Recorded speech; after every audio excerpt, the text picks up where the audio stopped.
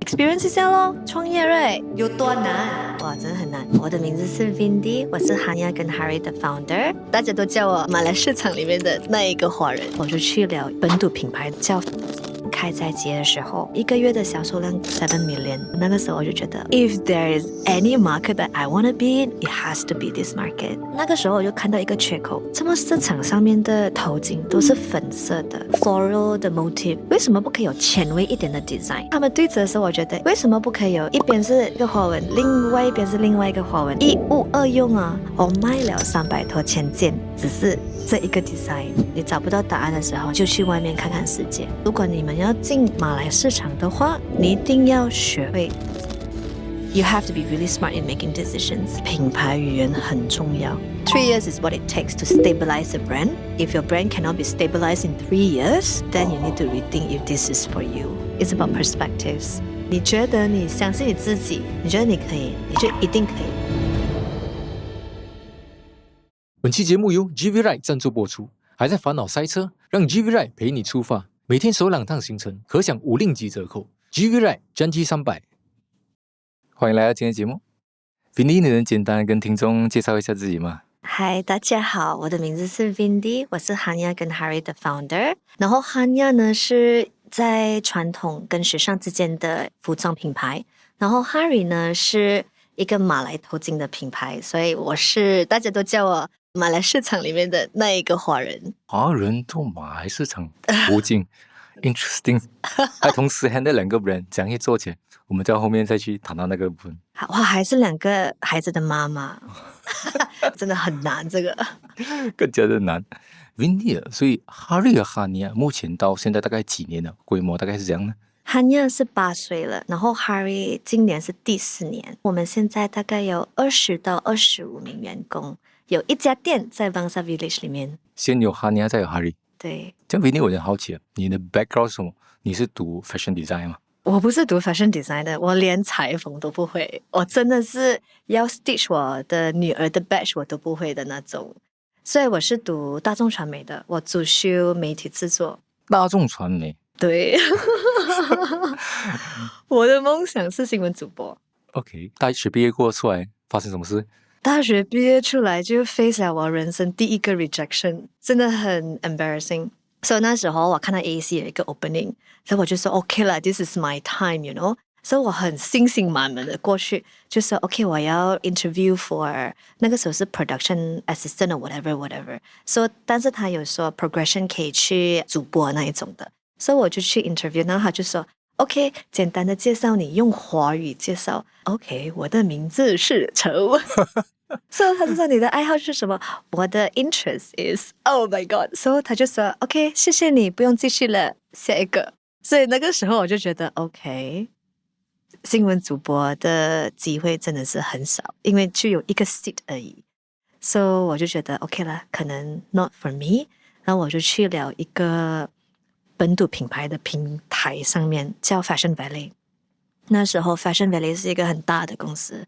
所以那时候我进去的时候，我是 graphic designer， 我的月薪只有1700块，我的父母差一点要跟我绝交，但是我说相信我，伊尼咖喱啦，所以他们就说 OK 了，你去闯一下。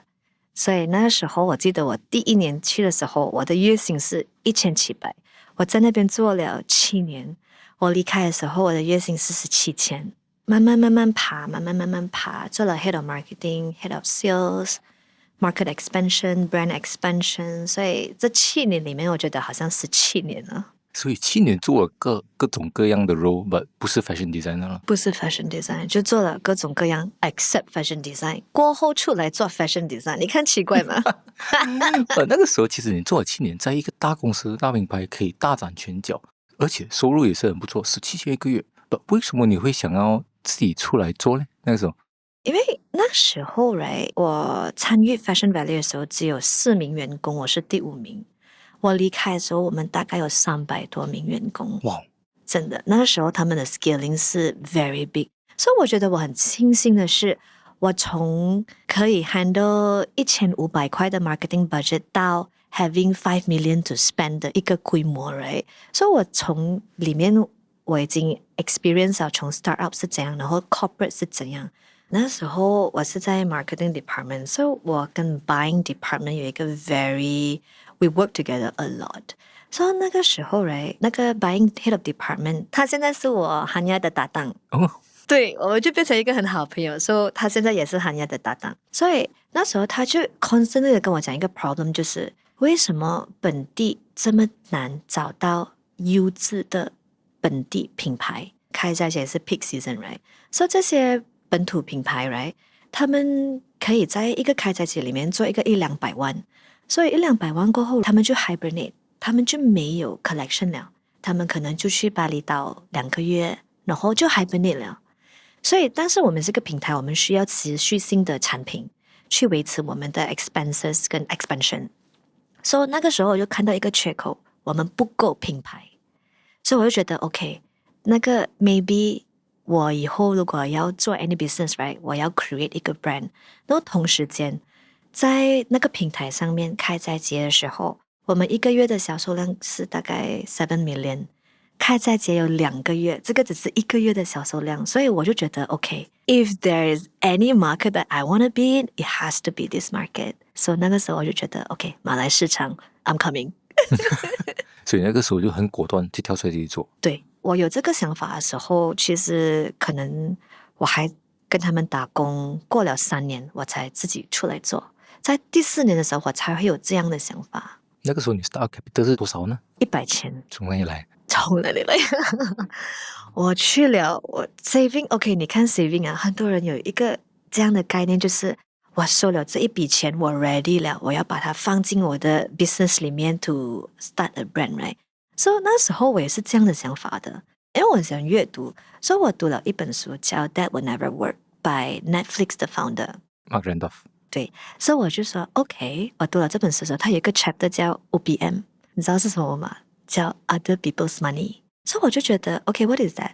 所以他就讲了他怎么 start Netflix 用 Other People's Money。里面有一句话，他说：“你 start 一个 business 的时候，你永远不可以用你自己的 saving， 因为你的 saving is to save for raining days。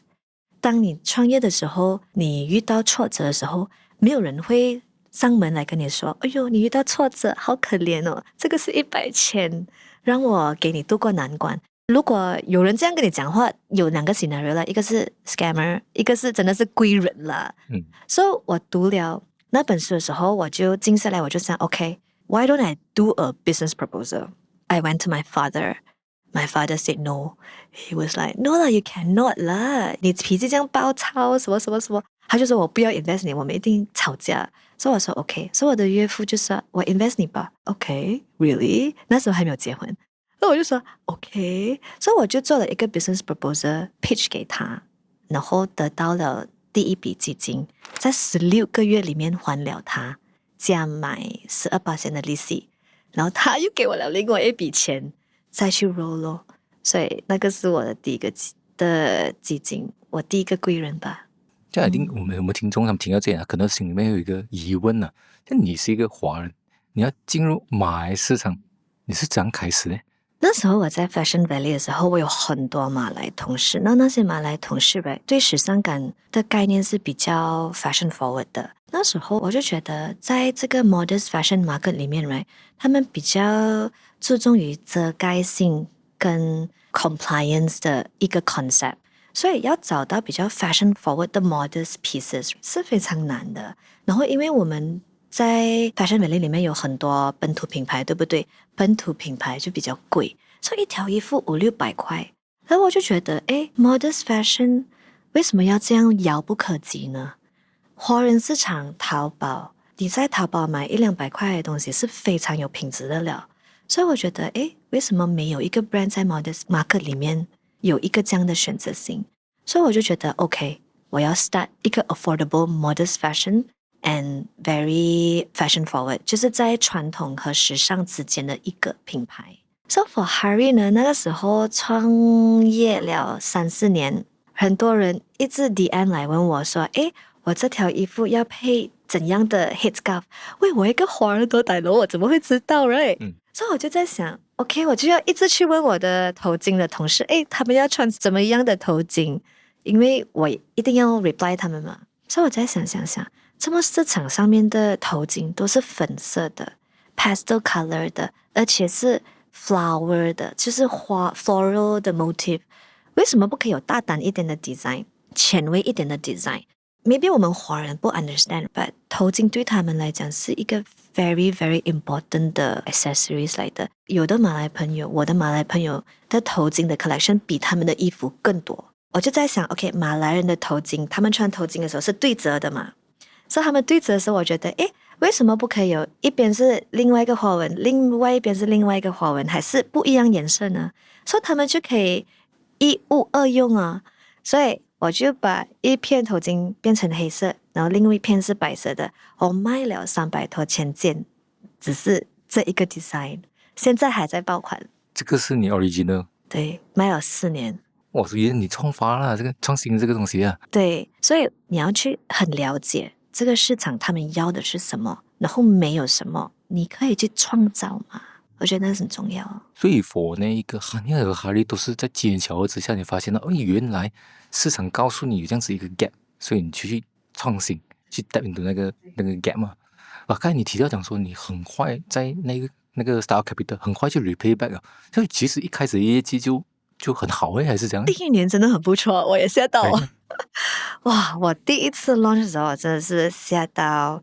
那时候就我记得我在科大，因为那时候我离开我 Fashion Valley 的时候，我回了吉打，然后结婚 and everything， 所以那个时候我就在家里面 click launch， 我就把它关起来，去了茶餐厅吃早餐，因为我不要看。那我就跟我老公说 ，OK， 我今天可以做10个 order， right？ 已经是非常好了，你不要 too high expectations 啊。那一天我就做了60多个 order， 在2个星期里面我卖完了。真的，我也吓到，我就说 OK， 我可以的，我可以的。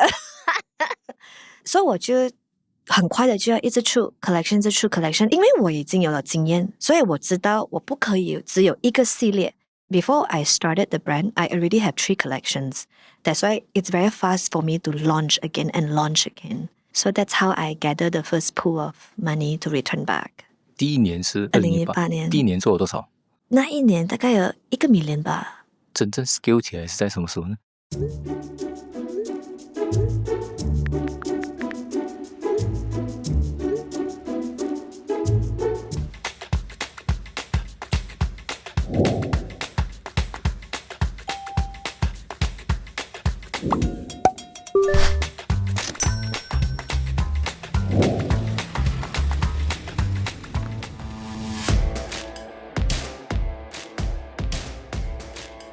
还在烦恼等不到车？试试 GV Ride， 每天首2趟可享 RM5折扣。今天就到 App Store 或 Google Play 下载。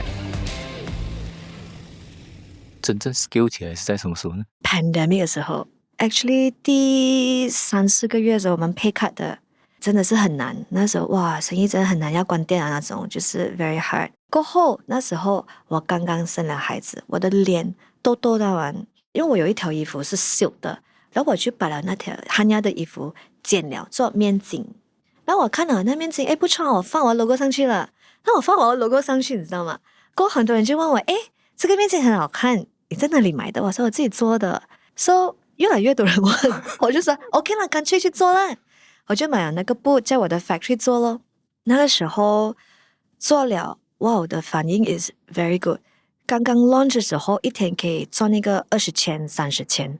因为我的 mask 39块9不了啊，所以这个 volume 对我来讲 is very good。因为我是马来市场嘛，马来市场穿头巾，对不对？所以我们的 mask 是 ear loop 的嘛，我就 create 一个是 head loop 的咯，有一个 button 可以给他们 adjust 的。他们穿肚洞的时候啊，不用脱肚洞了，所以直接穿在肚洞上面，那个反应更好，一天100千 ，Thank you。一天100千，一天100千，持续2个星期。所以我又在 launch disposable mask， 然后又在 launch head 的 disposable。我们有2个，一个是叫 ear loop， 一个是 head loop。所以 head loop 是 for 头巾 wearer，like scarf wearer to wear 啦。所以真正了解你的 target audience 是非常重要的。那一年做了多少钱？哇，那一年啊，我也忘记了，那一年大概有3、4个 million 吧。就是因为这个。对，就因为这头巾包那一个 period。这个又是 original design， 有 original design，但是过后很多人拿来用了啦，就 OK 了，能买了。要怎样去素人又没有被登？我觉得其实蛮特别一下，因为这些东西好像它就有那个 demand 在，一直都没有人去创新。当你说出来的时候，大家觉得很好看啊，又很方便哦。但是 actually，因为我们贪心咯，我们做了很多 disposable mask 嘛，因为那个 demand 这么高，对不对？所以我就做很多。其实我 leftover mask 很多的，但是因为我的 cost cover 了，所以我没有这么痛，我们就捐给 hospital 啦，那些 government bodies 来用咯，所以不要贪心。所以 pandemic 那个时候你们就冲上去了，就 after that 又再下来，因为贪心咯，因为觉得哇做得这么好 right， 我还有了 ，Let's go 。所以我就觉得，诶，我的 inventory 多了，我的 sale 就会多，对不对？OK，let's go。然后 marketing 哇，5个人啦 ，animator 也请了，哇，那时候 office 大概50个人 ，for 2个 brand 是非常多，不必要的。那时候我也很迷茫，因为我很多时间花在不是创造，而是 management。哎，我 feel 到我很累，你知道吗？可能是我不喜欢这一方面吧，因为我喜欢跟我的 staff 变成朋友。但是如果你是老板的话，第一个 rule 就是你不可以跟你的 staff 变成朋友，你一定要有 border。所以我也很难去控制那份爱，你知道吗？所以 OK，so management is very hard. So 那时候我 over hire 50 people, inventory go up, cost go up, but inventory doesn't move. 那时候我就觉得，诶，还应该可以做 sleeveless 啊，做 sleeveless 咯，more variation 嘛，做 sleeveless 没有这样 modest 了，不能，就留了1-2个 million 的 stock 在 warehouse 里面了。哦，每天看着它酷哦。过后那时候我有很多 connection， 我就 borrow 去 Aeon 啦，卖 S bundle， 所以慢慢 clear 掉它。from 这件事情啊 over expanding 啊，你学到的教训呢？ Target audience 很重要 ，proper planning 很重要 ，listen to numbers 很重要。你明明知道长袖卖这样好，你去做短袖，为什么？所以你没有一个 proper planning， 你就 over hire right。At the end of the day, you can only blame yourself because you don't plan it properly via statistic. So 那个是一个惨痛的教训。像市场上啊，穆斯林的 fashion design 这样多品牌，你怎样让消费者去记住你们呢？你的品牌定位是什么？我觉得品牌语言很重要。Like I said, I keep talking about target audience, right? 你的 branding, how you talk to your customers 啊 also very, very important. 我是一个华人嘛，但是我很 confident 的觉得我比现在在屋内的华人还是市场上的华人 even 读马来人 right， 我会比他们更了解头巾的重要性，头巾的 functionality， 哪一块布不会制造噪音，哪一块布会制造美的弧度，我都知道。所以那个 technicality right 跟 branding right 是 go hand in hand 的。和你的 branding 可以出去，但是你的品质也是很重要的。你要知道你在卖着的是什么，头巾对他们代表是什么，衣服对他们代表是什么。Hanya 呢，就是好像妈妈 practicality， 好像审美观也是很重要的一个 attributes。好像Hanya 它 loud， 但是它不会太高调。衣服 that you can wear to an interview, to brunch, to wedding。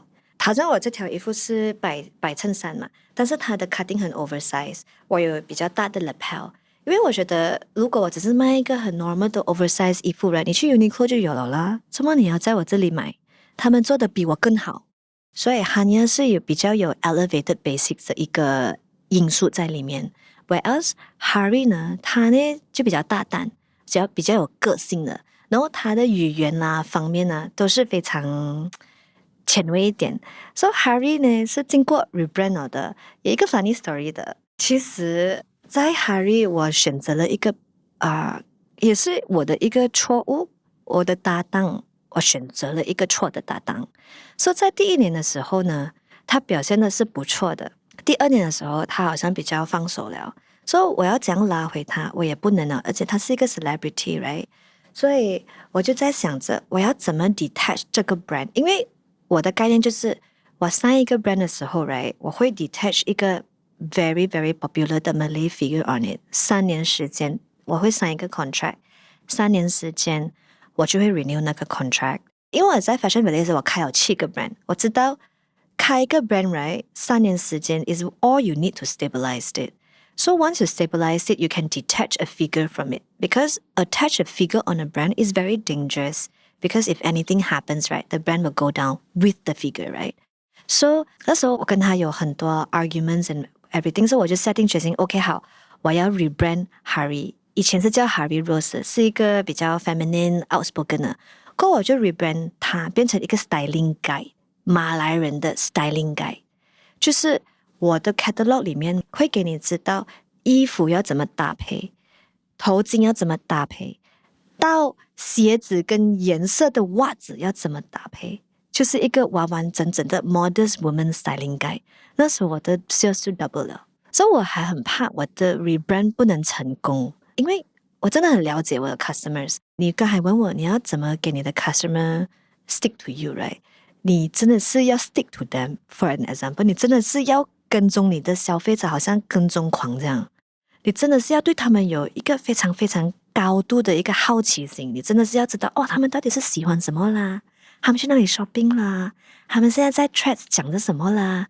你一定要有 very very extreme curiosity to them 有时候人家会觉得我们比那个消费者更认识他们自己那时候你就 customer 就会回来了这样其实 Hania 和 Harry 你们面向是不同的消费群有 crossover 这样你会怎样去描述你的消费群他们的 customer avatar 呢Hania 的 basket value 会比较高所以它可以用比较好的品质就是马料啦那些所以他们也是妈妈上班族他们有一定的消费能力 Harry 可能是刚刚毕业然后比较 expressive 的女性消费者所以他们是有 crossover 但是他们的审美啦他们追求的设计啦都是差不多一样因为我可以在 Hania 的 tag photo 里面看到 Harry 的 customer在 Harry 的 tag photos 里面看到 Hania 的 customer 这真的是一个很欣慰的事情我真的是很 lucky 了所以像 Windy 刚才提到其实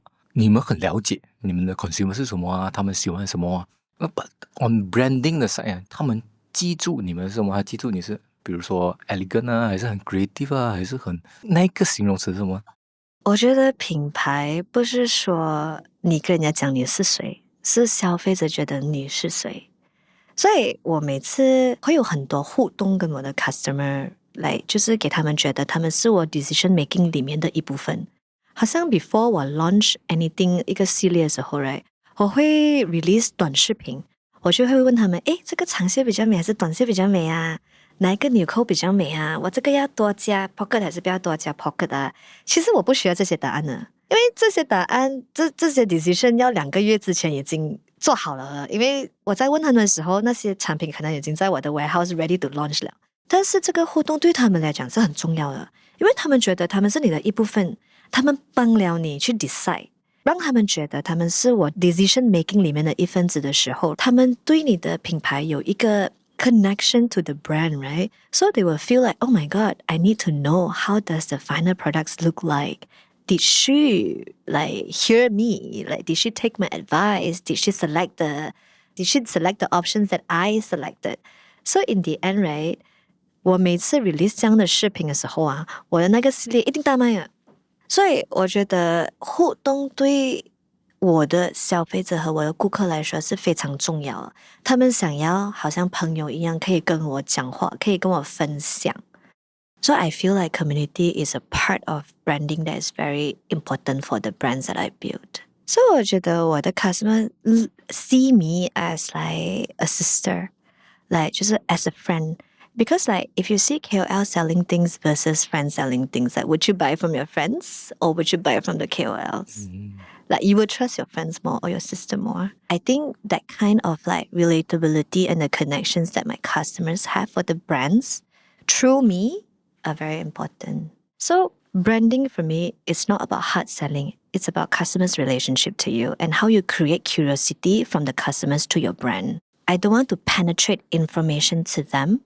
I want them to feel like they're part of the information making 所以我们有 community events 啦，我们有 Friends of Hanya 啦，所以我们有一个 group 是叫 Friends of Hanya 的，所以我们现在大概有20到30个人，他们每一个月会 receive token from us， 他们可以 buy free clothes from us， but they will talk about us。好像 UGC 这样啦，他们一个月可能会收到我们的 budget 就是5到600块，他们可以 buy anything from Hanya because every month we have new collection， 所以我们会跟他讲，诶，我们有 new collection 了，这个是 banner， 你放在你的 story 啦，他们就会放在 story， 就是好像一个 friends group 这样，经过他们去 promote 我们的 brand 咯。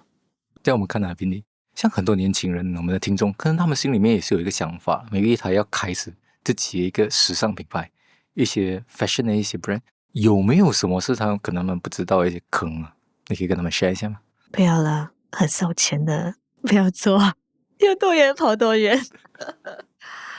是时尚品牌这东西是一个非常长的一条路，其实也不是时尚品牌，任何创业都是一个很长的一条路。很多人觉得哇，我这个系列 campaign all out 了，其实你要 all out 这个 campaign， 你 make sure 你下一个5个 campaign 都可以 all out。That's consistency in business building. Running entrepreneurship, it's a marathon, right? It's like you have to run at the speed that you're comfortable with. 如果你一直 sprint， 你 burn out 很快的。我觉得在 fashion industry 里面 like I said again, right? Target audience 很重要。如果你是好像我不是 modest， 我是华人嘛。当我做我想要穿的衣服的时候 right? It won't sell. 但是我把我自己的审美放在我 customer 的 demand 的时候，它会 sell。所以当你做时尚品牌的时候，很多人觉得人家喜欢我的 style， 我就做我的 style 的衣服啦。不能的，你的 style 的衣服有多少个人喜欢 sister？ 所以你要知道你的 market size。好像你问我为什么没有做华人市场，华人市场在马来西亚只有20到25%，马来人是 hello more than 50%， 它的 potential is very big and is further for me to reach the glass ceiling。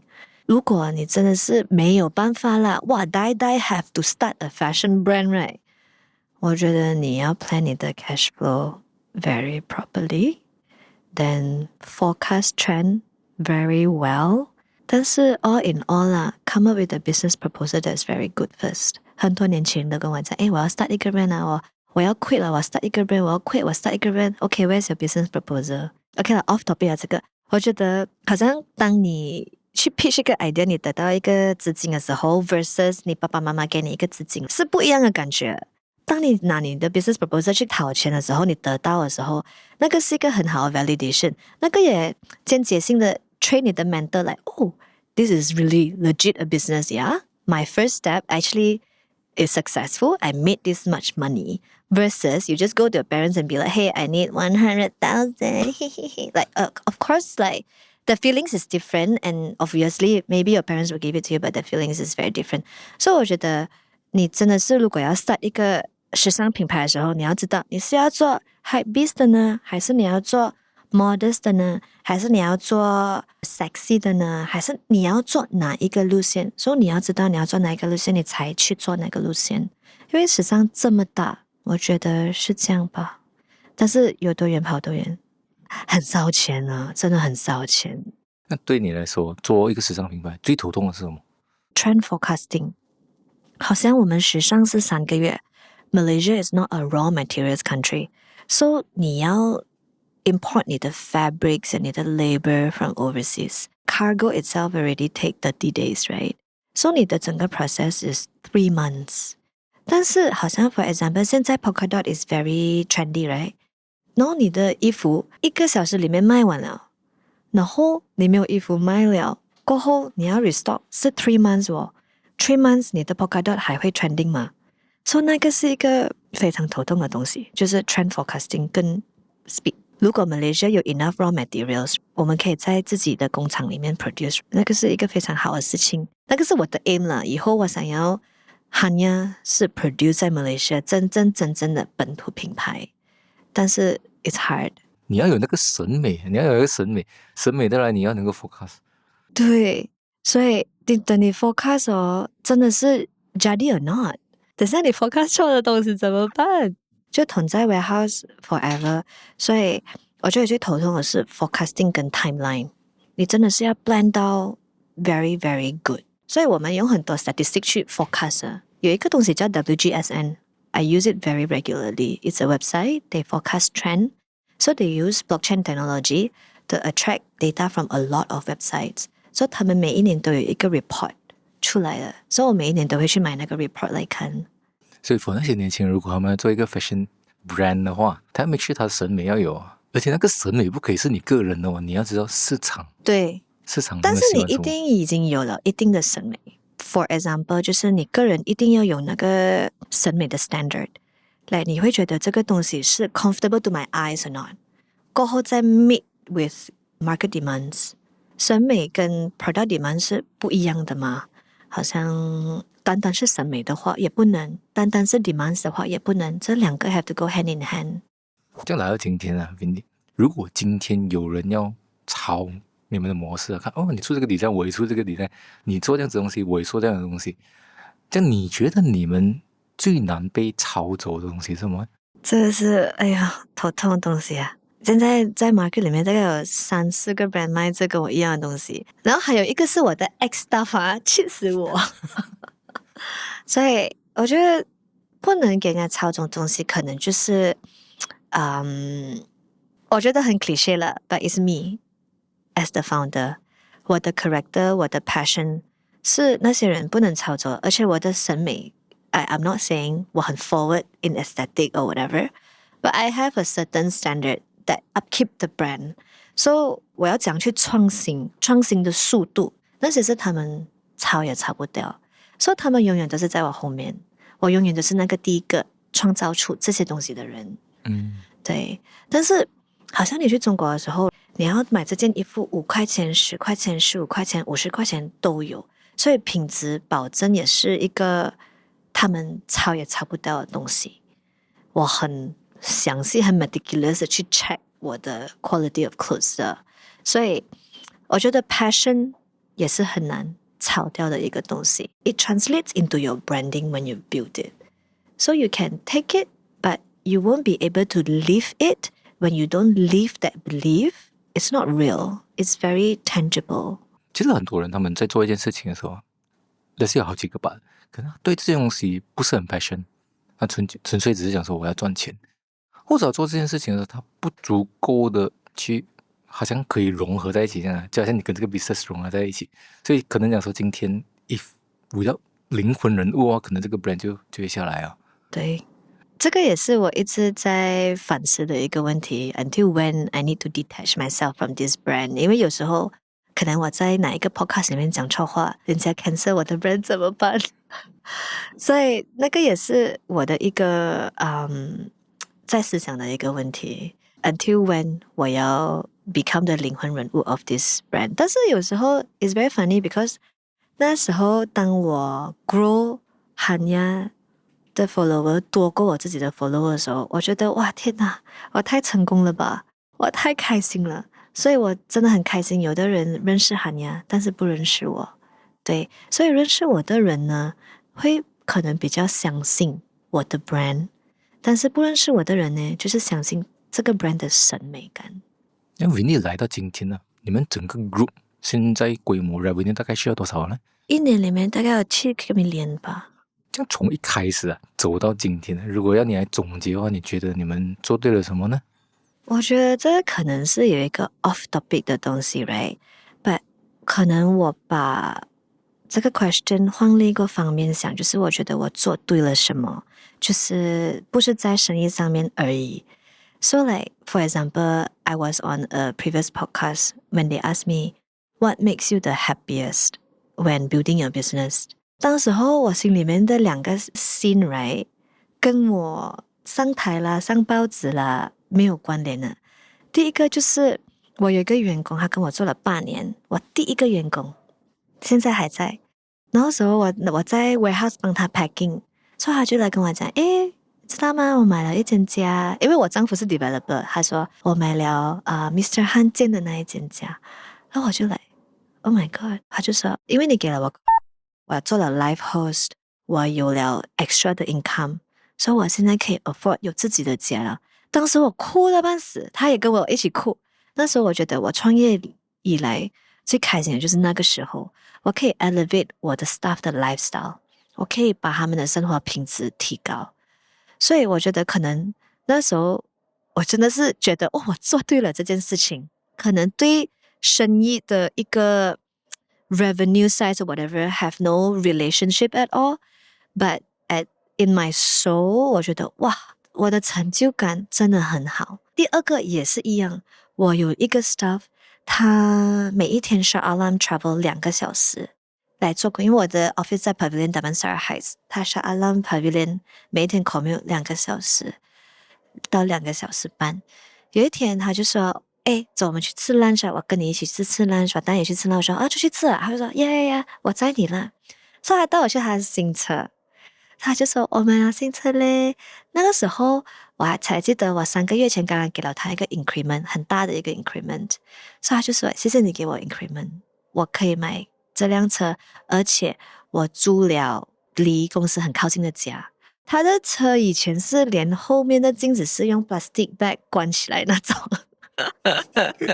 你到底活在怎样的一个so 那时候我也哭，他也哭，所以这2件事情让我印象非常深刻，也让我觉得我一定是做对了一些东西，才可以让我 like I must have done something right for me to feel this sense of accomplishment in the business。 所以如果你问我做对了什么事情在 building the business 上面呢，很多很多 like you know I made a right decision by forecasting the right customers demands or whatever but this one makes me feel the most fulfilled that I will remember forever in my life。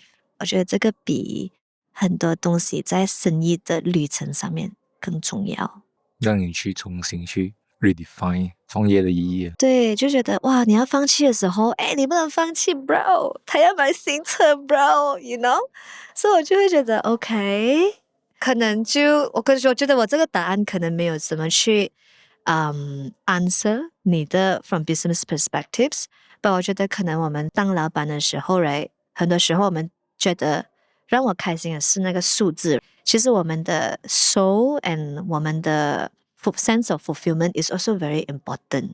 所以 along the journey 的时候，你要 take time to appreciate 你的 progress， 不只是在数字上，而且来自那一个小小成就感上。小小的成就感，可能就 maybe 你 play into that percentage 20% 还是30%， but 他把我融入，然后给我知道这个好消息的时候，我觉得很 honored。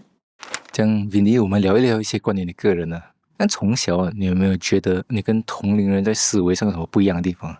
我很热情，然后我也很强势，我不喜欢那种模糊不清的一个状态里面，就好像有时候有的小孩子是讲it's okay 了 it's okay 了，还是因为我们成年的时候你 feel 到一个 complicated 的 situation you are in， then you're like it's okay 了 it's okay 了。 Like for me no, I have to figure out no， 好像我们 conversation 这样，我觉得你讲的这个 facts not so right， 我看你适不适合 debate 先啦，因为我觉得如果不能 debate 的话，我不会跟你 debate。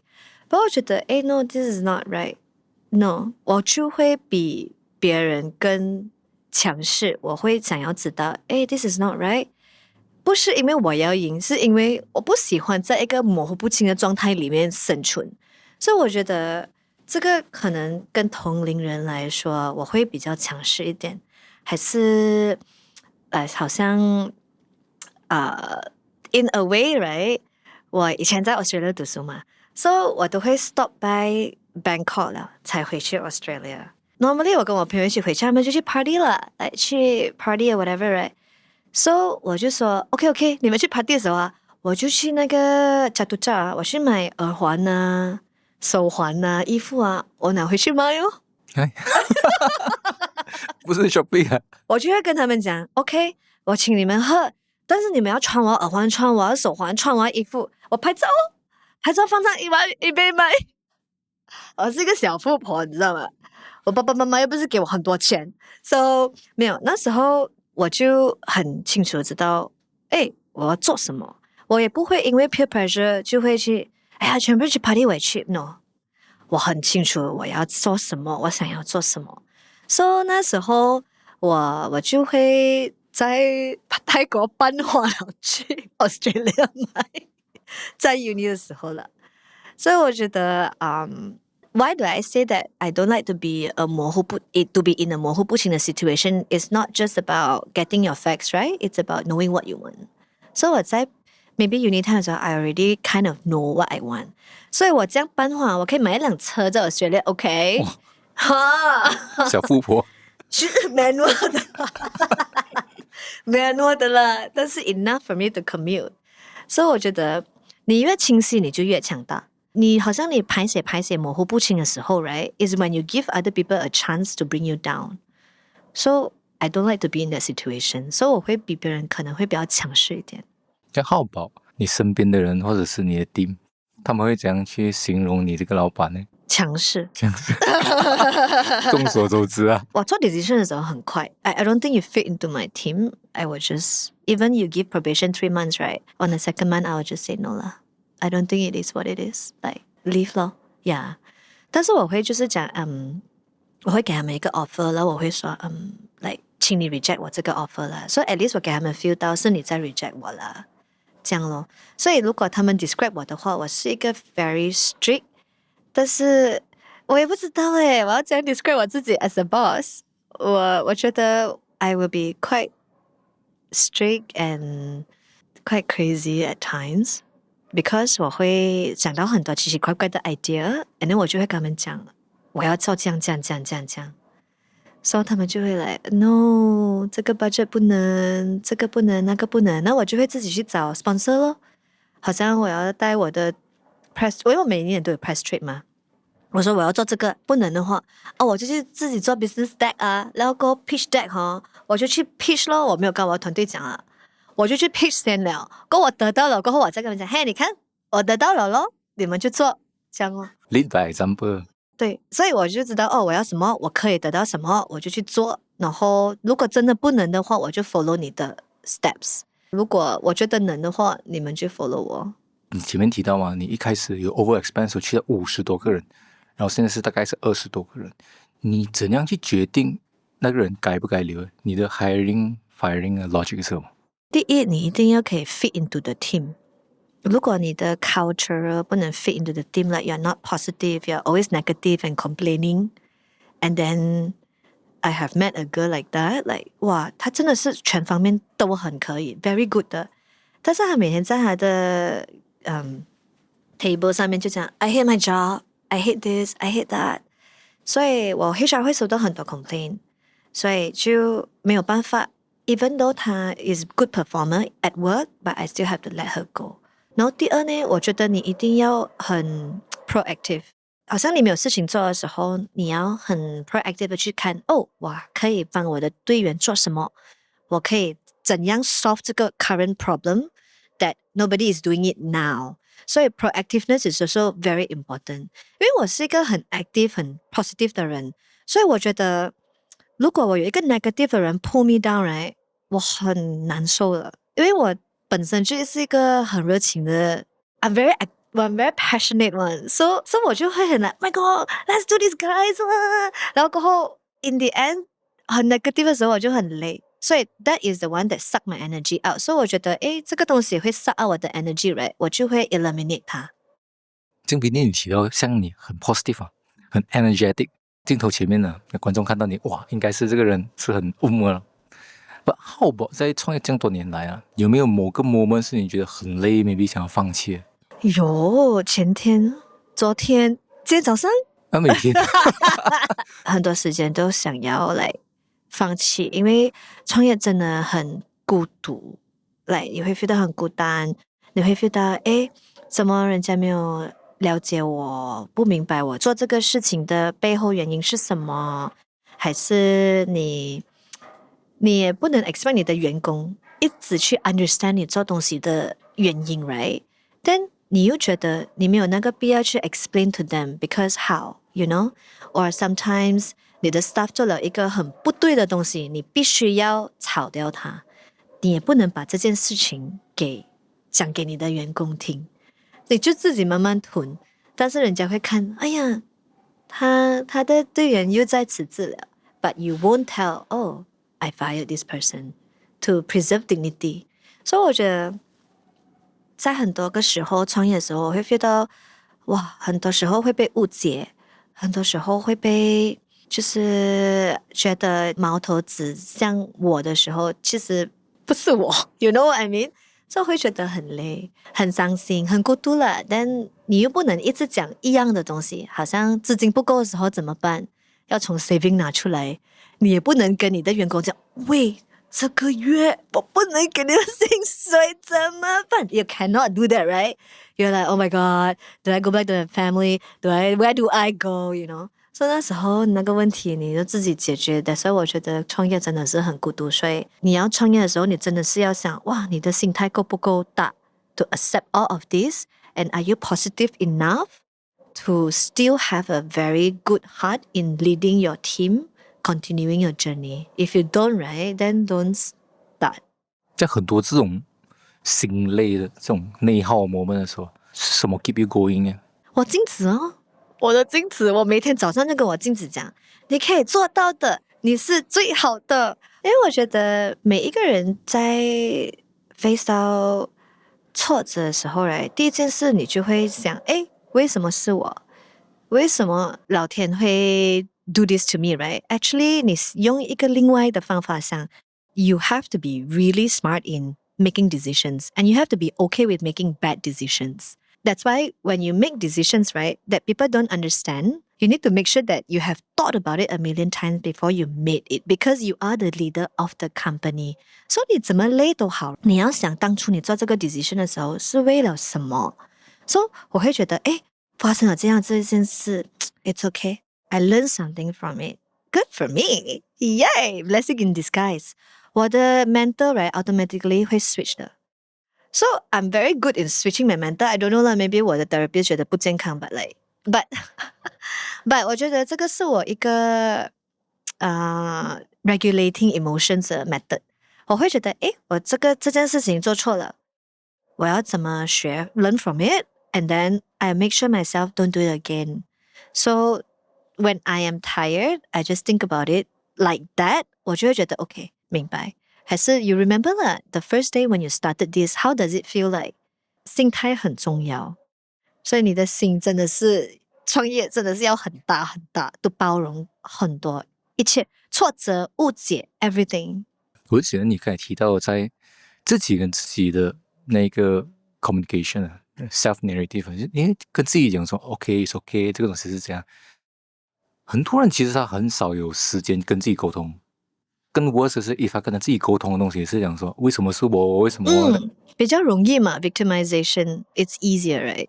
然后我发现到你有一个优势，在你不懂是你的 personality 还是怎样，你在做一件事情的时候，你会去 run 那个 simulation。这样，衣服这个衣服推错的话，人家会怎样看？他喜欢吗？然后当你在做这个事情的时候，你会觉得哦，衣服这样子跟人家讲话的话，他会怎样去想？啊，我做这个 idea， 我跟人家讲这件事情的话，他的看法又是这样。我觉得你的脑里面有很多的，会有 constant simulation 很多但是大多数都是 positive 的，很重要 to like have a very positive mindset when you run a business. Even if it's fake positive, 好像 Rihanna 讲 fake it till you make it, right? Confidence is one thing that nobody knows when you're faking it. Just do it, bro. Like, you know, 几怕都好，上台你给我做很好，就是这样。几不好看都好，把那个石头卖成像钻石这样。就是我觉得你要，当你自己很相信你自己创作的品牌的时候 right? 你真的觉得你是自己生活里面那个主宰者的话，你真的是可以控制一切，你可以做得到的。所以如果我在镜子上面跟我自己讲，你可以做到的，我就知道我一定可以做得到。那个 mindset 对我来讲很重要。所以有时候我妈妈还是我丈夫不 understand 为什么我在厕所这样久，其实我在跟我自己讲话，因为我觉得那个 practice 对我来讲很重要。然后我也很感恩，我会一直很感恩。好像你刚才问我，让我觉得做得对的事情是什么？我不会跟你讲是数字，我不会跟你讲我登上哪一个杂志的头条封面，还是哪一个报纸的封面，是我很 lucky 我有这样的团队，我可以 supply 这样的 environment 给我的团队。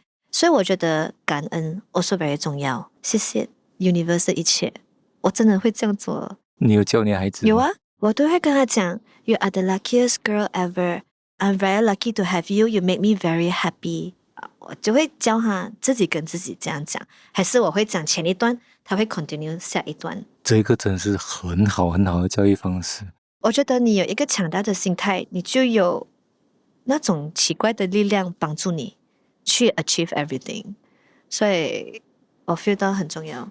肯定很多人他的 self-esteem 从小就他的 parents 灌输给他，你是能和你不能的，对他未来的影响是非常非常大。其实我的 parents 是这样的，我的父母是我的妈妈，每次我上台的时候，她都会讲，我不觉得你能的啦，不要紧啦，因为她怕我受伤，她怕我给人家嘲笑，还是得不到第一名，她会讲你不能的，你不要紧 ，last minute 你不能的 ，but 我都会 go for it anyway， 因为我都已经跟我镜子前面的人讲你可以了嘛，对不对？没有 turning back 了 ，so 就 go for it。我也是花了很长一个时间来 regulate 我自己的 emotion。这样 along the way 有没有一个 moment 你觉得说之前你做了一个 mistake 啊，是难以释怀的吗？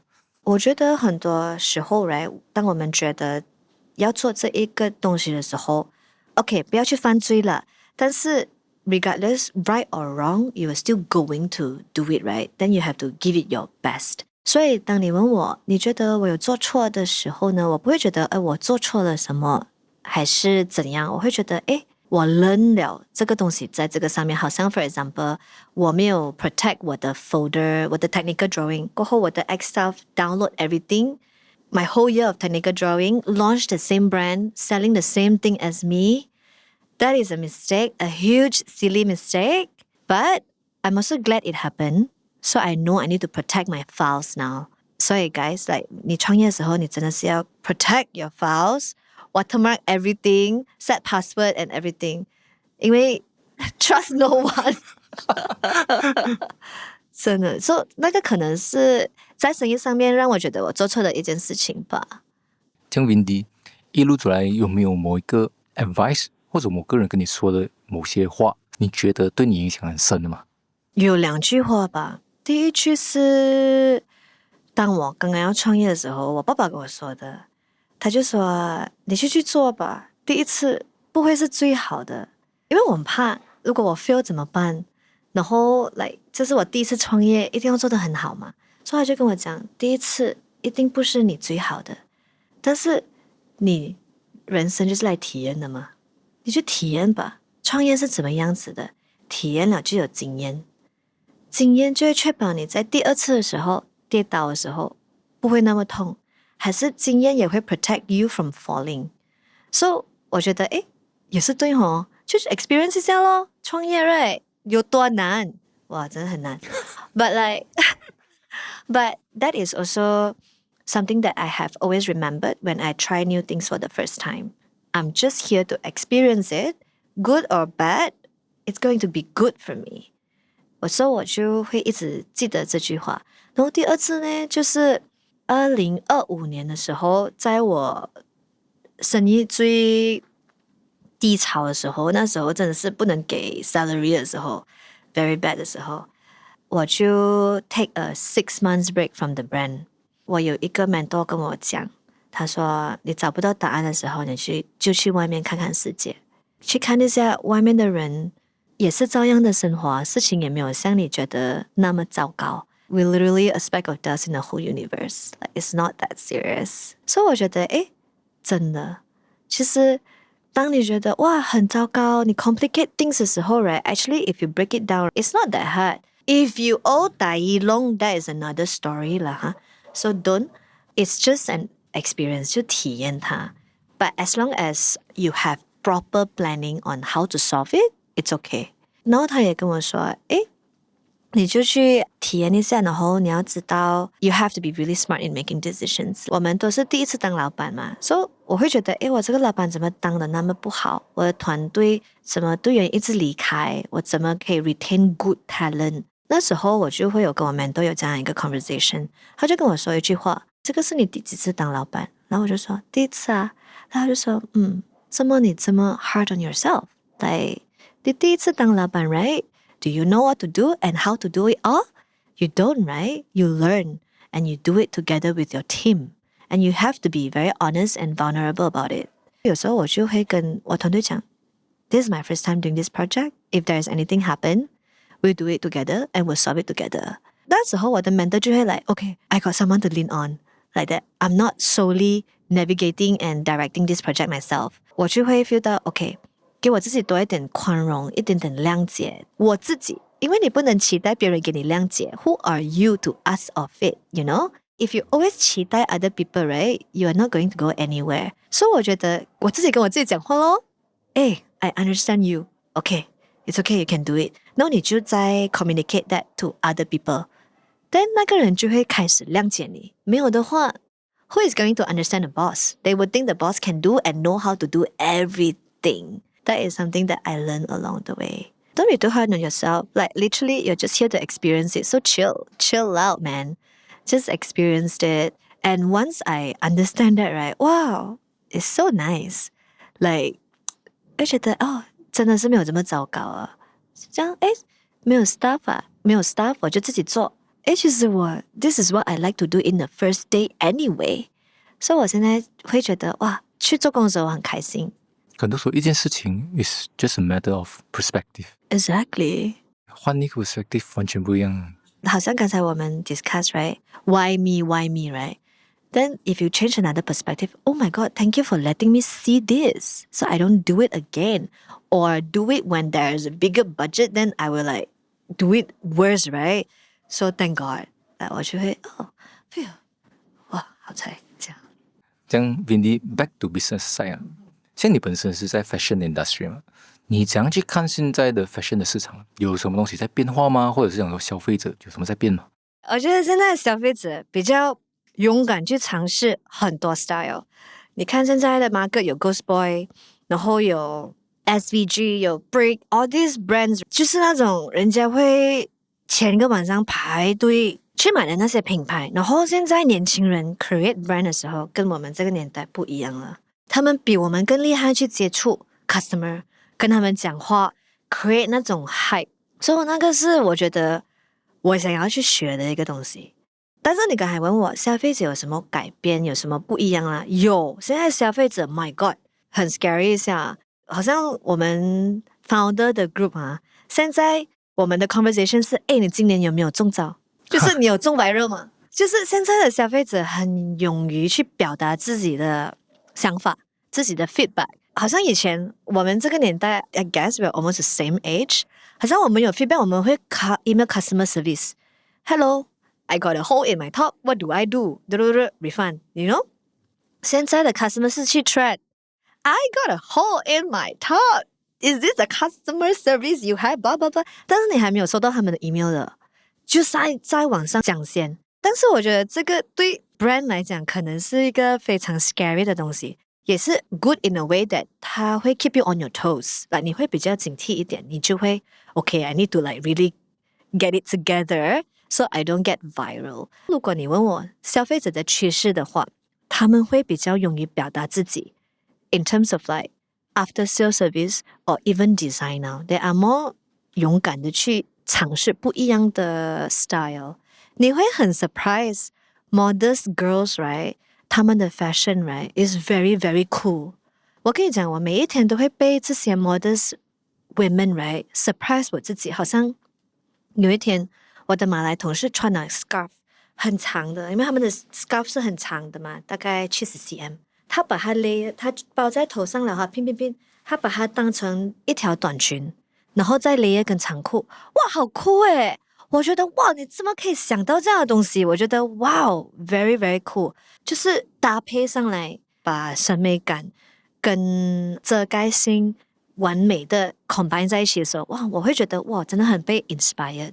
所以你在 compare 这种 modest fashion 在5年前的 modest fashion, right? 他们不会勇敢的去尝试这些东西。所以我觉得在 modest market 里面，我们也比较勇敢的去用不一样的 color, 不一样的图案，不一样的 pattern 去尝试。对。这样 Vindy 像你们在做，你们是在 Malay 的 market 吗？这样我们很多听众啊，年轻人，如果他们要创业的话，其实你会鼓励他们搭个这个 Malay 的 market 吗？因为我们在 Malaysia 70%, more than 70% is the Malay market. For 华人市场，我们有太多选择了。Shopee 现在有拼多多、淘宝，太多 pricing 的竞争力在那边。Whereas in Malay market, right, they are more able and more keen to spend when it comes to quality. 他们 understand 那个 quality 的 assurance. But else Chinese 华人市场里面，你会觉得，诶，这个 affordable 又优惠。Okay, I will buy. I'm not saying this is for everyone. I'm just saying from what I observe in my market 啦。但是我觉得，如果你们要进马来市场的话，你一定要学会 what is 马来市场，他们想要什么，需要什么，而不是盲目的觉得，诶，这个有78%嘞，我进这个市场，那你就不能做，因为你不 understand 他们需要的是什么，想要的是什么。maybe 很多人都是target华人，所以其实他很 competitive， 中国过来这些，反而在我们讲 Malay 的 market 里面 maybe 有很多 niche 是还没有人去 occupy 那个 category。 对，我觉得 modest fashion 有很多个 category 的，因为我觉得可能我们不 understand 它，你就会觉得它其实就是一个 category， 它其实有很多个 category and I'm just in one of the category. I still want to go to a few categories. That's why 我有一个 group is to create umbrella of brand to cater to all these little categories. 因为我以前在 Fashion Valley 做工的时候，我们开的都是 top line， 所以有很多次那些生意上的决定我不大 agree， 所以 from there 我 learn if I were to have a business and create many brands, I won't do it that way。我就觉得，诶，我们不需要一直追着 top line 的嘛，我们 horizontal 也有很多个 top line 的嘛，不需要只是一个 vertical 而已。如果一个 vertical 我就把全部鸡蛋放在这个篮子里面，所以我就会慢慢开一个 umbrella 的 brand， 3年开一个 brand， 因为我相信本身 3 years is what it takes to stabilize a brand. If your brand cannot be stabilized in 3 years, then you need to rethink if this is for you or not. Yeah, 对。这样 leading back to 你们 business side 啊 Hari 啊 Hani 啊，或者是你整个 group of company， 你们接下来2-3年有这样一些 target 吗？你想要把它带到怎样的位置？我觉得如果你在5年前问我这个问题，跟今天问我这个问题很不一样。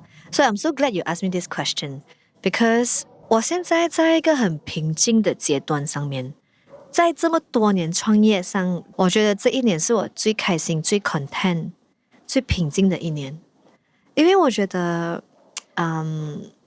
from all these years, right?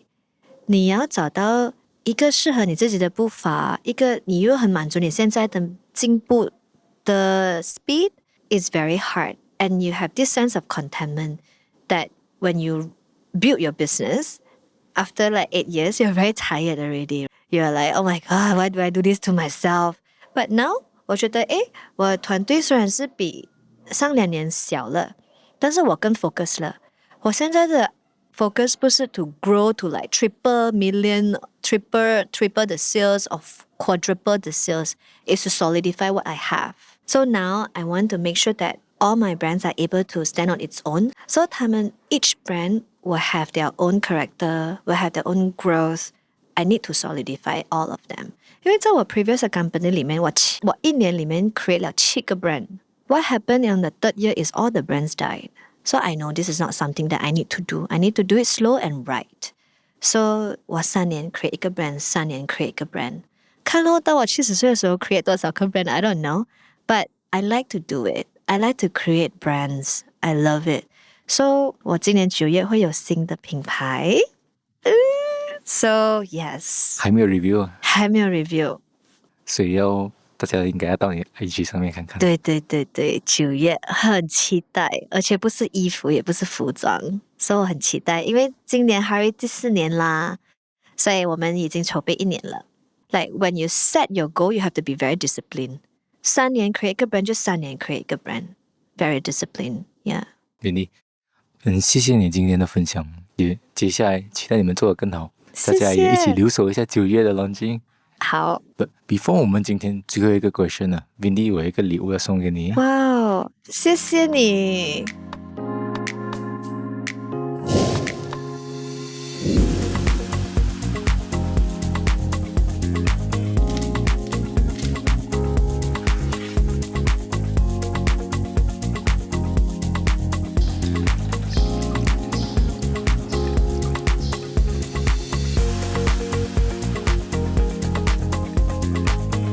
HWC 精品咖啡 Drip Bag 系列，对讲究品味和生活品质的人，让你在家也可以品尝到精品咖啡。最后 Vindy， 如果今天在收听这 podcast 是一个年轻刚毕业的一个女生，几岁？可能25岁OK， 如果她现在迷茫，她不知道该选哪个方向了，她听了今天的 podcast feel inspired by 你的 story， 你会给她这样一个建议呢？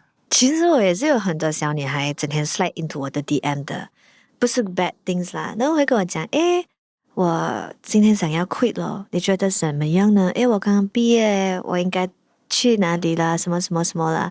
我觉得很开心，他们会 share 这样的东西给我。Most of the time 他们都会比较 negative， 因为就很迷茫，好像你的 question 这样 ，I don't know where to go right。我就 go back to it， 就会觉得好像第一次永远都是很可怕的。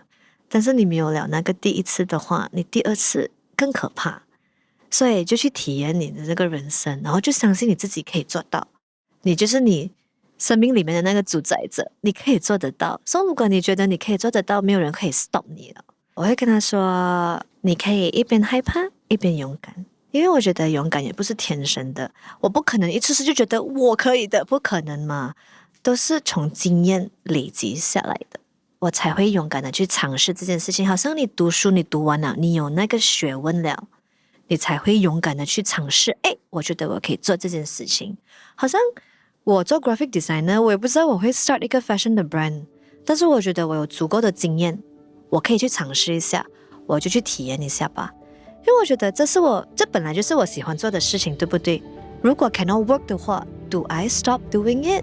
原因往往可能就不是那么复杂的，我只是在做着我喜欢做的东西而已。你这样想的话，事情就会简单很多，其实就不复杂。It's about perspectives。你觉得你相信你自己是你自己世界里面的主宰者，不管你多少岁，经历了多少次失败，还是才要刚刚 start something right？ 你觉得你可以，你就一定可以，我也相信你可以。